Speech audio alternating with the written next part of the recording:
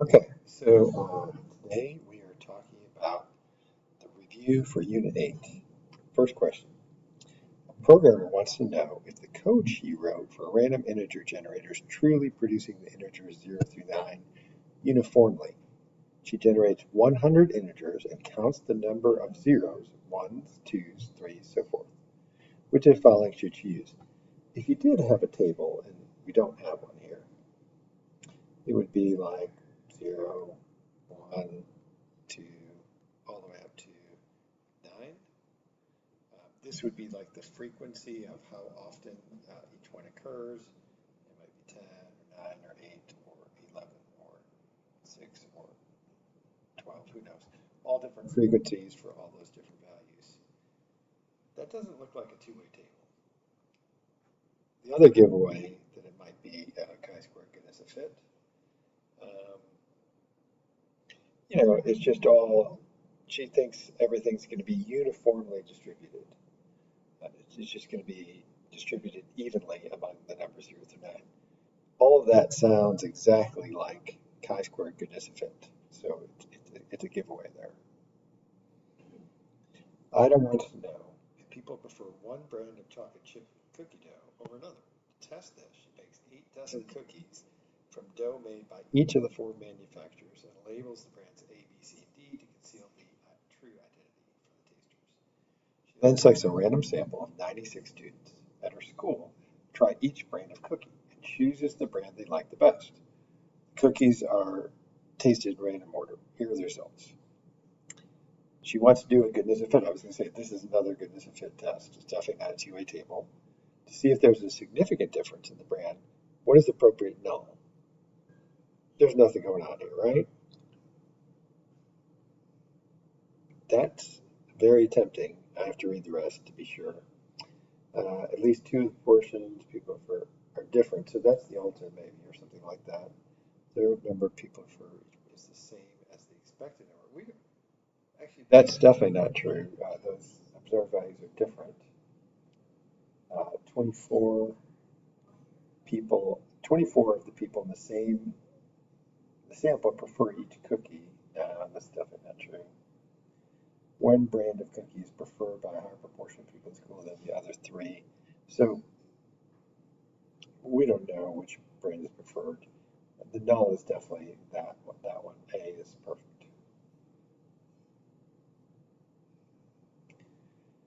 So for this one, you have a random sample of 250 people, which brand of computer they trust the most. Again, goodness of fit.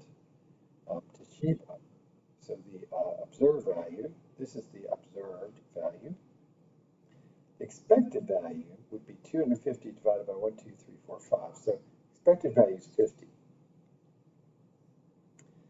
So it's going to be observed, 54, minus expected, 50, squared over expected. Should look like that. No square root, those are gone. That should be squared up top. 54 minus 50 over 50. Yeah, it should be D.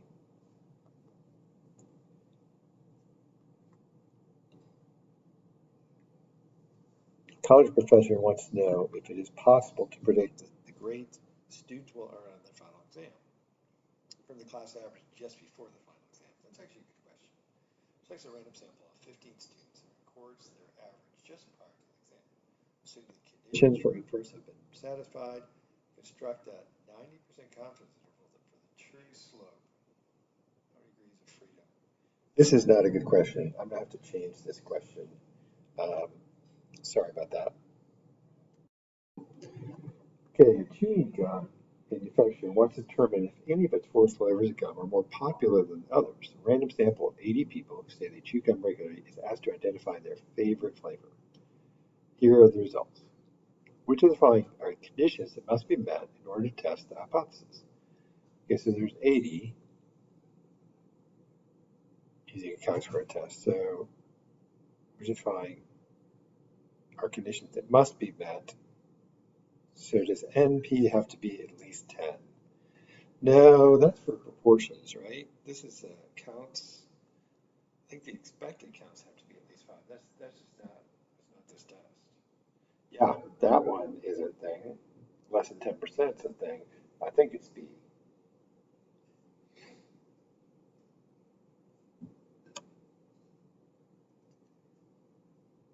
Do certain car colors attract attention of police more than others, so they're more likely to get a speeding ticket? Researchers tabulated a car color and a random sample of 120 speeding citations at the local courthouse. Here are the results.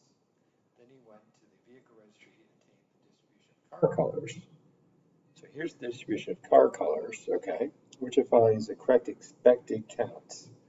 So you want to take this, if there's, we would expect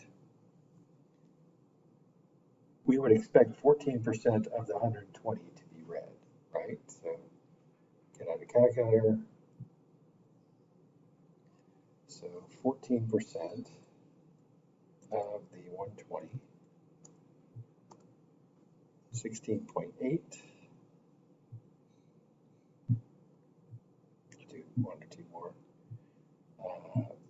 35% times 120. Whoops. 35 times 120.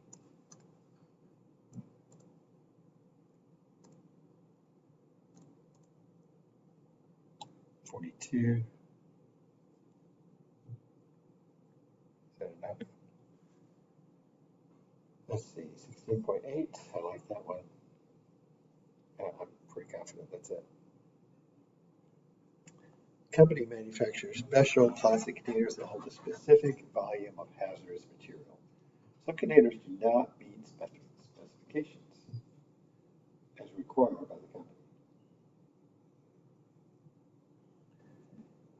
Customer, because they're either too large or too small. Are there differences between the size of the containers produced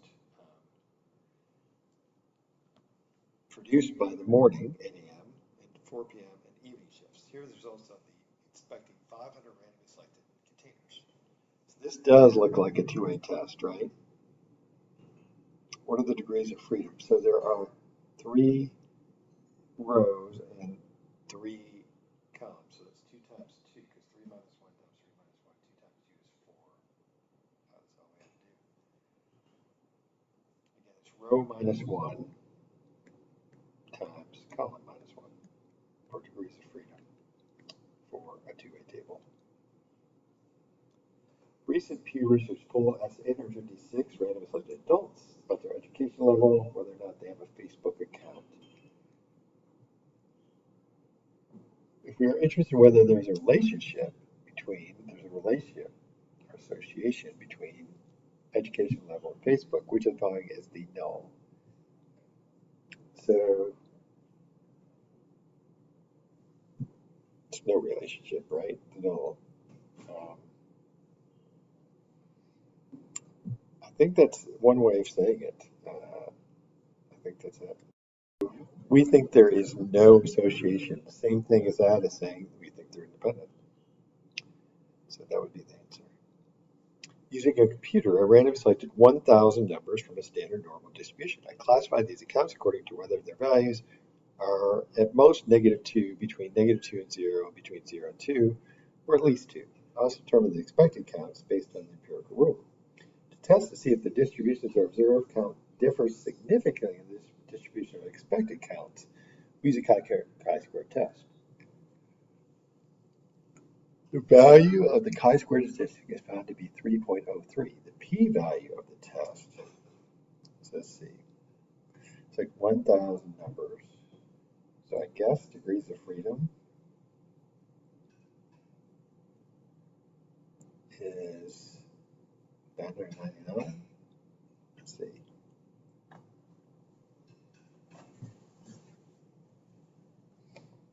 Okay, let's try this.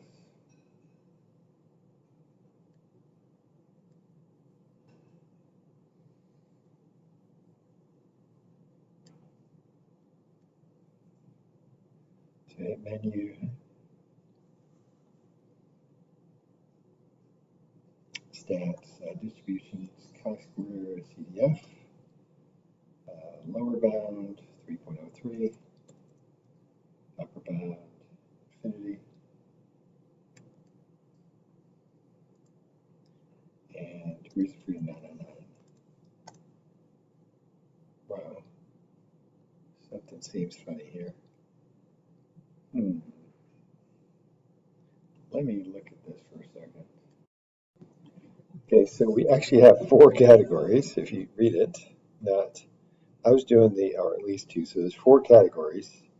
So degrees of freedom is actually equal to 3, right? The number of categories minus 1. So if I go back to that command, yeah, sometimes you catch your own errors, right? We all make them sometimes. Okay, that seems more reasonable, 0.387. So greater than 0.2. Let's see if that one's right. Okay, this one, you see there's 4 categories, so the degrees of freedom would be 4 minus 1, which is 3. And so that would be the answer for this one. And finally, the last one, z, let's make it -2. Okay, here. So it would be the row total, which is, what is the row total? Add those up. I guess we have to add them up, right? So 18 plus 492 plus 468 plus 22. And I'll just add up the column total, 18 plus 25. So we have 1,000 times 43 divided by the grand total, which is 1,000. So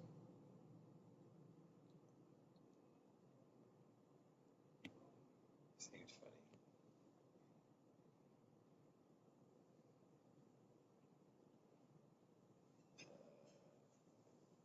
There's 1,000 observed.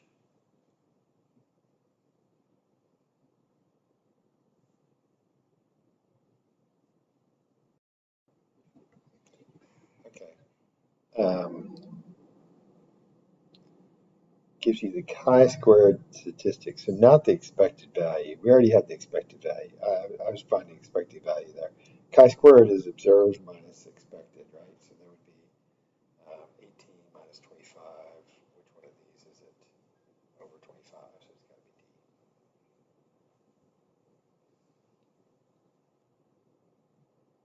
A few weeks before the senatorial election between incumbent Senator Smirk and his challenger, former Governor Grin, the senator's polling organization wants to know where he can concentrate his campaigning. They take 2 independent random samples of registered voters in the southern and northern portion of the state and ask them if they have decided who to vote for or if they're undecided. Here are the results. Do these data provide convincing evidence there is a difference? So right away, I know this is the test of homogeneity, just by the way the question's asked. So it's a chi-squared test of homogeneity. So go through the different stuff here. So you've got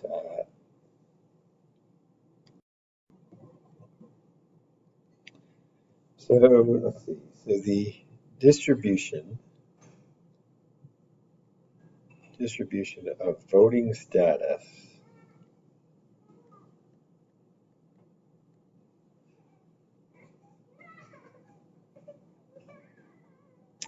is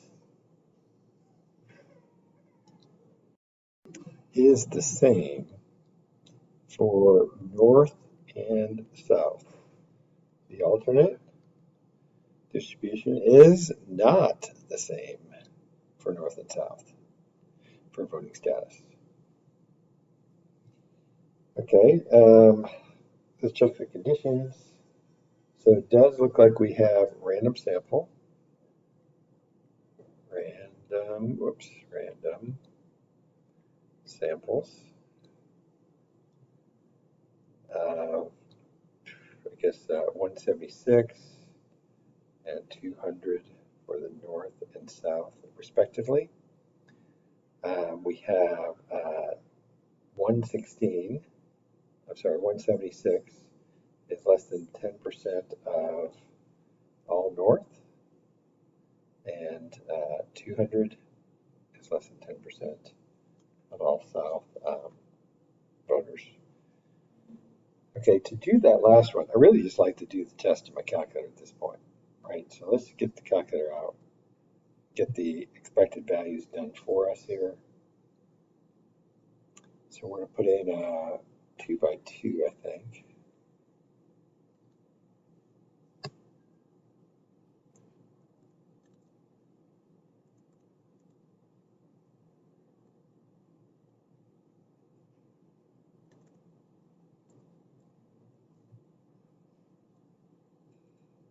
We're going to store that as vote. And we're going to do the chi-square test. So menu 6.7. Chi-square does not get us fit, I don't think. And so we go to vote. So it's nice, 2.9 gives us the p-value. But I really want to look at that expect matrix, that one. So now I have those numbers. I would write out those numbers and say all those numbers are at least 5. So those 4 numbers right there are all at least 5. And then we're going to have to show is that the p-value is 0.087. The chi-square value is 2.93. And degrees of freedom is 1. Because 2 minus 1 times 2 minus 1 is 1. Okay, and we then do the conclusion. Because our p-value is larger, 0.087 is larger than our alpha level of 105, we don't reject, we don't have enough evidence to say that voters are evenly divided here. It's kind of rare to be evenly divided for voters.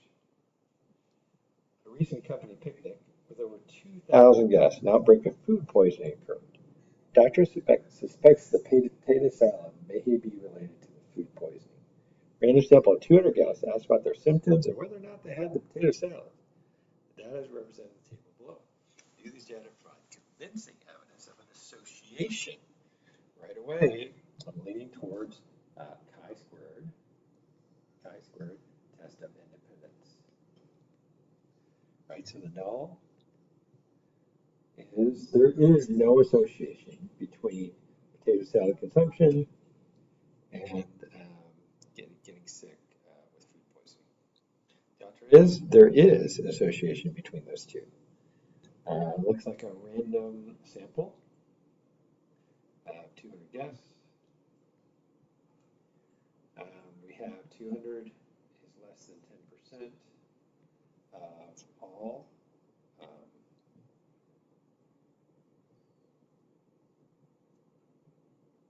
2,000 guests. Okay. And then at least expected counts are all at least 5. So we've got to do this in our calculator.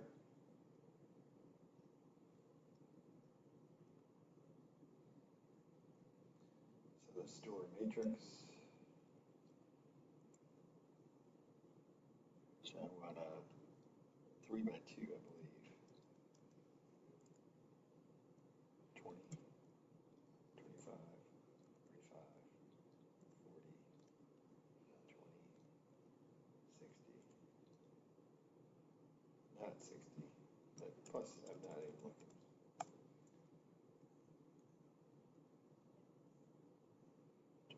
$40 and $20.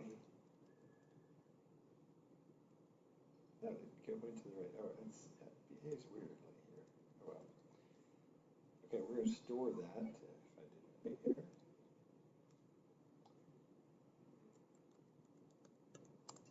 Potato. Do the test. Menu 6.7 chi-squared to a test.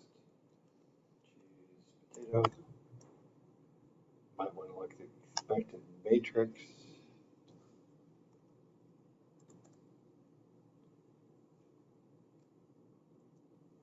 So all those are at least 5, which is good. And now we know. So we would list those out and say all at least 5. We know that chi-squared, ooh, it's very big, 23.5. P-value, .0000008, very small. Degrees of freedom equals 2. So that's very tiny. So because our p-value is so low, 0.0008, which is lower than our alpha level of 0.05, we reject the null. We do have evidence that the potato salad was causing the stuff, right?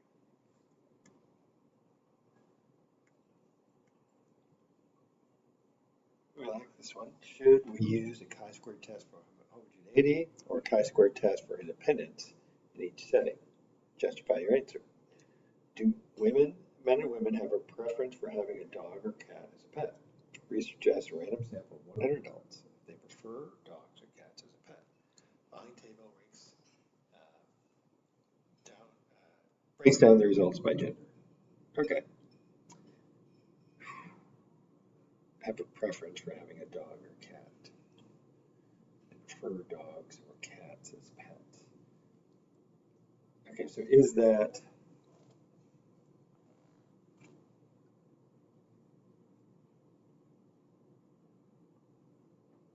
do men and women have a preference for having a dog or a cat as a pet?